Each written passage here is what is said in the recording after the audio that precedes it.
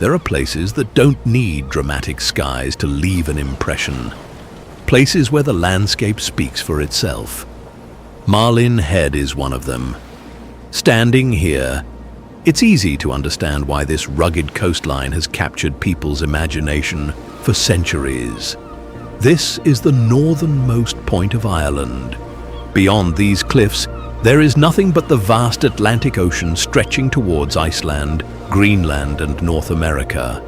Every wave that crashes against these rocks has traveled thousands of kilometers before finally reaching land. The ocean never truly rests here. Neither does the wind.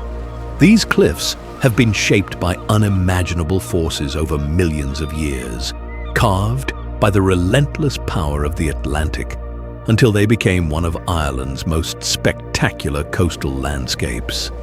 Long before tourists arrived with cameras, long before drones revealed these views from above, people stood on these same cliffs for very different reasons. Fishermen watched the changing seas. Sailors searched the horizon. Families waited for ships returning home. Others watched those same ships disappear forever as loved ones left Ireland in search of a different life across the ocean. During the Second World War, this lonely coastline became an important lookout point, where observers scanned the Atlantic day and night, knowing that history could appear on the horizon at any moment. Today, thankfully, the only thing arriving is another Atlantic swell, and the silence. Sometimes we travel with a plan, chasing the perfect sunrise, waiting for golden light, hoping nature rewards the effort. But not today. Today wasn't about chasing anything. It was simply about being here, walking these cliffs, listening to the waves echo through the sea stacks, watching the Atlantic endlessly reshape the coastline, one wave at a time. Some places ask for your attention. Malin Head doesn't. It doesn't need to. It quietly reminds you how small we really are. Looking out across this endless horizon, it's impossible not to feel a sense of perspective. The deadlines become quieter.